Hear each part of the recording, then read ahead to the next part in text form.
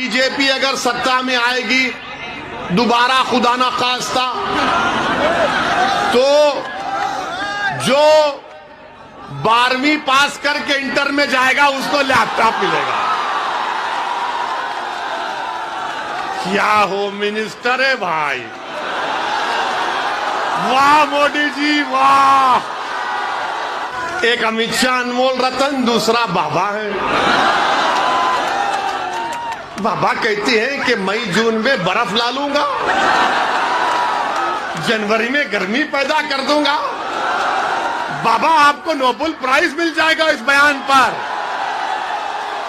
मौसम वैज्ञानिक हो चुके हैं बाबा। इन जालिमों ने इन बुज़दिलों ने हमारी गाड़ी पर 4-4 गोलियां चलाई, मगर हम इन गोली चलाने वालों को मैं कह रहा हूं, इनके पीछे जो उनके माई बाप है उनको कह रहा हूं, जो दिमाग कार फरमाए उनसे कह रहा हूं, याद रखो मेरा नाम असदुद्दीन है, मैं बुज़दिल नहीं था ना कभी रहूंगा।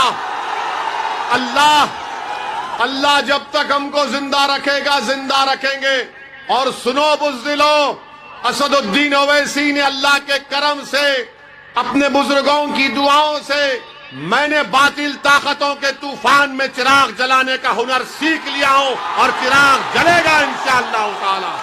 अरे हम मिटने आए जमीन में, मिटेंगे। अरे जब हम जमीन पर आए तो इसी जमीन के एक दिन ग़िज़ा बनेंगे। मगर सुन लो जालिमों, जब तक अल्लाह जिंदा रखेगा, बेबाकी के साथ और बगैर खौफ खाए हम सच्चाई को बयान करते रहेंगे। दुश्मन चाहे कोई इख्तिदार की कुर्सी पर बैठने वाला जालिम हो, हम इख्तिदार की कुर्सियों पर बैठने वालों से नहीं डरते, हम जमीन और आसमान के खालिक से डरते हैं। हम किसी देश के प्रधानमंत्री से या मुख्यमंत्री से या अखिलेश से नहीं डरते, हम मखलूक से नहीं डरते, हम खालिक से डरते हैं। और यही चीज उनको पसंद नहीं आती कि आखिर कौन है ये लोग कि हम गोलियां चला रहे हैं और ये पार्लियामेंट में खड़े होकर कह रहा है कि मैं ठुकराता हूं, मुझे सिक्योरिटी नहीं चाहिए, मुझे जेड कैटेगरी नहीं चाहिए, मुझे बराबरी के शहरी का हकूक दो। जब मैं ये बात किया तो सब लोग ताज्जुब किए। कई नेता पार्लियामेंट के मेंबर आके बोले, ओवैसी तुमने बात तो अच्छी की, मगर नेता लोग तो सिक्योरिटी लेने के लिए तड़पते हैं और तुम उसको ठुकरा रहे हो, उसकी क्या वजह है? उसकी वजह एक ही है, मैंने बयान किया और फिर कह रहा हूं, अगर ओवैसी को एक सोने के पिंजरे में डाल दिए तो फिर क्या फायदा? अगर ओवैसी की जान बचा ली जाए और डीवाईएसपी को इंसाफ ना मिले तो फिर क्या फायदा बताओ आप? अगर ओवैसी को सिक्योरिटी मिल गई तो वो 22 नौजवान जो CAA का एहतजाज कर रहे थे, CAA के काले कानून के खिलाफ उत्तर प्रदेश में, उसकी मां को, उन बच्चों की मां को जो शहीद हो गए, उनको ओवैसी क्या मुंह दिखाएगा कि उनकी मां कहेगी कि तुझे सिक्योरिटी मिल गई, मेरे बच्चे की तो जान चले गई। अगर आप जिंदा रहेंगे, आपका घर आबाद रहेगा, आपके घर में बच्चों को इंसाफ मिलेगा, बेटियों का तहफ्फुज़ होगा, इबादत गाहें महफूज रहेंगी, महिलाओं की इज्जत हो गई तो ओवैसी भी इज्जत में इजाफा होगा। अगर गरीब की जान की कीमत नहीं तो ओवैसी की भी जान की कीमत नहीं है। मेरी जान किसी गरीब और मजलूम से बढ़कर नहीं है। वो भी एक मां के पेट से पैदा हुआ, मैं भी अपनी मां के पेट से पैदा हुआ। मेरा नाम चाहे कुछ भी हो, मगर आज इस देश में, इस प्रदेश में गरीब की जान की हिफाजत करना है, मजलूम की हिफाजत करना है, कमजोर को ताकतवर बनाना है, जो नीचा है उसको ऊपर उठाना है, हकदार को उसका हक दिलाना है। ये लड़ाई हमारी है, ये लड़ाई हमारी। इस बात को आपको समझना है मेरे अजीज दोस्तों और बुजुर्गों। आज आप देख रहे हैं कि आज उत्तर प्रदेश में प्रचार किया जा रहा है, बीजेपी के होम मिनिस्टर आ रहे हैं, देश के होम मिनिस्टर अमित शाह आए थे, और मैं तारीफ करूंगा मोदी जी की कि देश के प्रधानमंत्री ने एक ऐसे काबिल आदमी को होम मिनिस्टर बनाया कि उत्तर प्रदेश में भाषण देते हुए जनाब अमित शाह ने कहा, कितने पढ़े इंटर पास है, कितने 12वीं पढ़े हुए हैं? हमारी मां और बहनें भी हाथ उठा सकती हैं 12वीं पढ़े हुए। उठाओ मेरी मां और बहनें, हाथ उठाओ, क्योंकि तुम अगर बहादुरों की सरपरस्ती करोगे तो उत्तर प्रदेश में इनकलाब आएगा, पूरे देश में आएगा। वो बहादुरी के मजारे जो कर्नाटक की बच्ची ने की, अल्लाह उसको सलामत रखे। वो बहादुर इसलिए बनी कि उसके माँ बाप उसको बहादुर बनाए थे। अब अमित शाह साहब के बारे में कह रहा था होम मिनिस्टर, उन्होंने अपने भाषण में कहा, क्या कहा कि हमारी बीजेपी अगर सत्ता में आएगी दोबारा, खुदा ना खास्ता, तो जो 12वीं पास करके इंटर में जाएगा उसको लैपटॉप मिलेगा। क्या होम मिनिस्टर है भाई, वाह मोदी जी वाह। आपने तो पूरे उत्तर प्रदेश की जनता को बता दिया कि 12th के बाद इंटरमीडिएट होता है, वाह। और बीजेपी को बड़ी मोहब्बत मुगलों से, बीजेपी बोलती हमको और 2 मुगलों को हराना है। तो बादशाह अकबर के दरबार में हमने पढ़ा कि 40 अनमोल रतन थे। क्या अनमोल रतन आपने पाल रखे हैं देश के प्रधानमंत्री, वाह। एक अमित शाह अनमोल रतन, दूसरा बाबा है। बाबा कहते हैं कि मई जून में बर्फ ला लूंगा, जनवरी में गर्मी पैदा कर दूंगा। बाबा आपको नोबेल प्राइज मिल जाएगा इस बयान पर। मौसम वैज्ञानिक हो चुके हैं बाबा। बाबा को तीरती लाशें नजर नहीं आई। बाबा को बच्चे जो एग्जाम लिखने के लिए गांव से आ रहे थे, रात रात भर जाग कर रोड पर बैठा था तो पेपर लीक हो गया, तो बाबा को गर्मी सर्दी याद नहीं आई, क्योंकि बाबा गरीबों की तकलीफ को नहीं समझते। उत्तर प्रदेश का मुख्यमंत्री गरीबों की तकलीफ को नहीं समझ सकता। ये इनका मामला है। मेरे अजीज दोस्तों और बुजुर्गों, वहीं पर समाजवादी पार्टी के अखिलेश का भी एक वीडियो आया है जिसमें वो कह रहे हैं, सुन लीजिए, हमारे जेब में और बिजाने और नहीं वीडियो है, वो हमारी जेब में नहीं है, अभी आएंगे इंशाअल्लाह, फिक्र मत करिए। आप एक दिन खड़े हो जाएंगे ना हिस्सेदारी की लड़ाई में, तो सब आएंगे आपके पास इंशाअल्लाह ताला। वो दिन आएगा, देखना, मैं जिंदा रहूं या ना रहूं, तुम देखोगे इंशाअल्लाह ताला।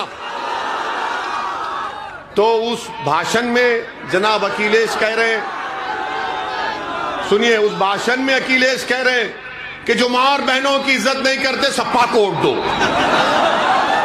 जो कानून को नहीं मानते सप्पा कोट दो। तो हम कभी बचपने में अपने मुगल आजम पिक्चर देखे थे, अब नहीं देखते, अब तौबा कर लिए।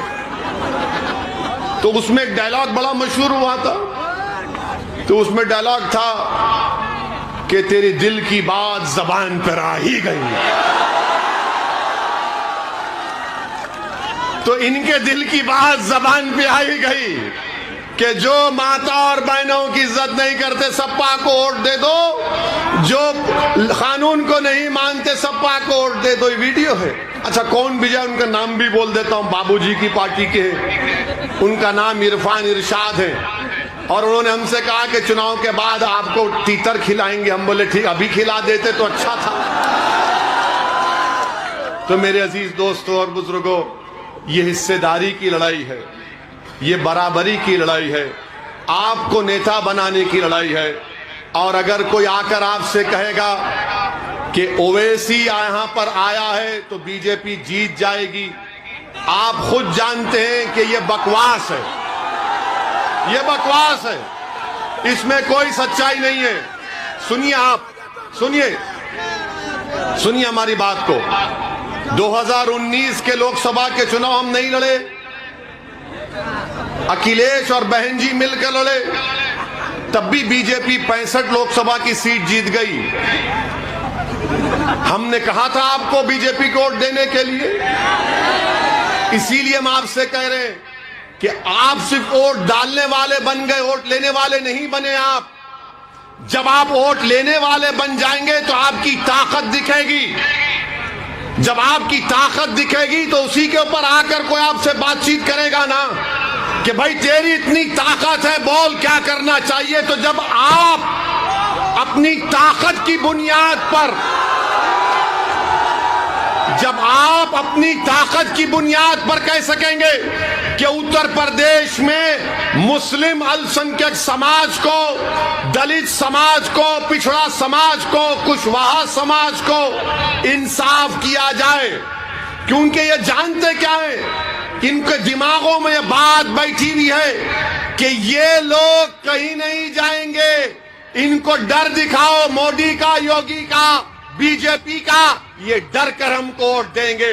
ओवैसी आपसे कह रहा है कि डर की बुनियाद पर नहीं, उम्मीद की बुनियाद पर, खौफ की बुनियाद पर नहीं, खौफ की बुनियाद पर नहीं। अगर आपकी ताकत दिखाई देगी, और ताकत सिर्फ नारों से ताकत नजर नहीं आती, ताकत सिर्फ जज्बाती तकारीर से नजर नहीं आती, ताकत सिर्फ 1000 10,000 का मजमा जमा करने से दिखाई नहीं देती। जमहूरियत में, लोकतंत्र में ताकत वोट है। जब वोट की ताकत नजर आएगी तो सपा, बसपा, बीजेपी सब बोलेंगी कि अब इनसे पंगा लेना महंगा पड़ेगा। और आप इस बात को समझिए, मेरी इस बात को, अगर आप ये समझ रहे हैं कि बाज लोग आकर जो दिल्ली और लखनऊ में बैठकर आपके वोटों का सौदा करते हैं, मैं उनसे भी कहना चाह रहा हूं कि अब तुम्हारी दुकानें बंद होंगी, तुम अब तिजारत नहीं करोगे हमारे जज्बात पर, तुम हमारे वोटों की तिजारत करते हो अपनी जाती मफाद के लिए। अब एक बेदारी की लहर पैदा हो चुकी है उत्तर प्रदेश में, और वो बेदारी की लहर ये होनी चाहिए कि आप इसको वोट में तब्दील करें। और मजलिस के मुखालिफिन, भागीदारी परिवर्तन मोर्चा के मुखालिफिन कहते हैं ओवैसी के जनसभा में भीड़ तो मन कराती है, मगर क्या वोट में तब्दील होगा? क्या वोट में तब्दील होगा? क्या वोट में तब्दील होगा? क्या वोट में तब्दील होगा? अगर वोट में तब्दील होने का आप हमसे वादा कर रहे हैं तो कहीं 27 तारीख को भूल नहीं जाना। ऐसा नहीं है कि नहीं यार जज्बात में नारा लगा दिया था। ये ओवैसी का भड़का भाषण दिल को छू लेता है। मेरे दोस्तों, मैं अगर अपनी जबान को चलाता हूं तो मैं आपसे वाहवाह हासिल करने के लिए नहीं चला रहा हूं। मैं आपको एक पैगाम दे रहा हूं, फिक्र दे रहा हूं। उस फिक्र जो दे रहा हूं, जो पैगाम हमने और बाबू सिंह साहब ने दिया, उस पर गौर करिए, उस पर सोचिए। आप सोचिए क्या है कि इनकी बातों में सच्चाई है। अगर सच्चाई है तो साथ दो आप हमारा, वरना याद रखो बीजेपी को अगर कोई रोक सकता है, मैं फिर से कह रहा हूं बाबू सिंह कुशवाहा, ये बबुआ से नहीं होगा, इनसे नहीं होगा। ये खाली आराम पसंद आदमी है, लड़ना जानते नहीं है। हम लड़ना जानते हैं। और एक तरफा मोहब्बत कब तक करेंगे आप सपा बसपा से एक तरफा मोहब्बत कब तक करेंगे? क्या आपने कभी जिंदगी में इश्क किया, मोहब्बत की? एक तरफा होती है। मैं इंसान की मोहब्बत की बात नहीं कर रहा हूं, मैं आपको बात कर रहा हूं रब्बे करीम से। अगर कोई मोहब्बत करता है ना, तो क्या बतलाया गया कि तुम एक कदम चलो, वो 10 कदम तुम्हारी तरफ चलेगा। मगर यहां पर क्या है, नहीं नहीं एक तरफा मोहब्बत, सपा या बसपा। ओवैसी है, अच्छा बोलता है, अभी टाइम है। टाइम मेरे पास भी नहीं है, आपके पास भी नहीं है। अपना टाइम अभी है इंशाअल्लाह ताला। यही हमारा टाइम है, यही हमारा टाइम है। याद रखो, जो लोग इस तरह की बात कर रहे हैं, मैं उनसे कह रहा हूं, मैं नौजवानों से अपील कर रहा हूं कि अपने बुजुर्गों को समझाओ कि जब 5 साल के बाद एक बच्चा और बच्ची आज 15 साल की, कल 20 साल की जब हो जाएगी, तो आप, वो बच्चा और बच्ची जब आपसे पूछेंगे, बताओ अब्बू मेरे शिक्षा का इंतजाम क्यों नहीं किया, वो बच्चा कहेगा कि मेरे रोजगार का इंतजाम क्यों नहीं किया, तो क्या आप उनसे कहेंगे भाग, सपा को बसपा को वोट देना है, बस यही काम है? नहीं कह सकते आप। आज ये बेदारी जो इन बच्चों में पैदा हो रही है, याद रखो आप, इन बच्चों में जो बेदारी पैदा हो गई, उनको अपनी मंजिल आसमानों में नजर आ रही है। वो ख्वाबी रूह जब बेदार होती है जवानों में, उनको नजर आती है अपनी मंजिल आसमानों में। वो ख्वाबी रूह को बेदार करना है, वो ख्वाबी रूह को आपको बेदार करना है। हमेशा हम तो डर डर कर वोट दिए ना, हमने हमेशा सेकुलरिज्म का साथ दिया, मगर आपको क्या मिला? आपको यह मिला कि सबसे कम ग्रेजुएट 3%, सबसे ज्यादा स्कूल के बाहर हम, सबसे कम पढ़े लिखे हम, सबसे गरीब हम, सबसे ज्यादा बेरोजगार हम, सबसे कम 2 एकड़ जमीन रखने वाले आप। उसके बावजूद भी अगर कोई आपसे आकर कहेगा कि दे दो भीख हमको, तो उनसे पूछो मुझे क्या मिलेगा? मैं कोई जन्नत का तुमसे वादा नहीं कर रहा हूं, खुदा ना खास्ता। मैं आसमान से तारे तोड़कर लाने का तुमसे वादा मैं बाबू सिंह नहीं कर रहे। मैं चांद से मट्टी लाने का तुमसे वादा नहीं कर रहा हूं। हम सिर्फ यही कह रहे, ये जमीन तुम्हारी है, इस जमीन पर हम इंसानों की तरह रहते हैं, तो बराबरी मिले, हिस्सेदारी मिले, यही हमारी लड़ाई है। इसीलिए आपसे अपील कर रहे हैं कि 27 तारीख के दिन आप तमाम लोग ना सिर्फ प्रतापगढ़ बल्कि पूरे जितने भी अभी फेजेस बाकी हैं, 4थे, 5वें, 6ठे और 7वें, जहां तक हमारी बात पहुंच रही है, और मैं अल्लाह से भी दुआ करता हूं, रब्बे करीम, मैं कमजोर हूं, मेरी आवाज को पहुंचाना तेरा काम है, दिलों को मोड़ना तेरा काम है, मेरे बस की बात नहीं है। मेरे अजीज दोस्तों, बुजुर्गों, हिम्मत और हौसले को बुलंद रखो और अपना एक वोट जहां पर मजलिस का प्रत्याशी है, पतंग के निशान पर बटन दबाइए। जहां पर जन अधिकार पार्टी के प्रत्याशी हैं, गैस के सिलेंडर पर बटन दबाइए। हिस्सेदारी की लड़ाई है, हिस्सेदारी की लड़ाई में अपना हिस्सा अदा करिए। आपका बेहद शुक्रिया। और 27 तारीख के दिन क्या होगा, क्या होगा? बस इंशाअल्लाह। अस्सलाम वालेकुम।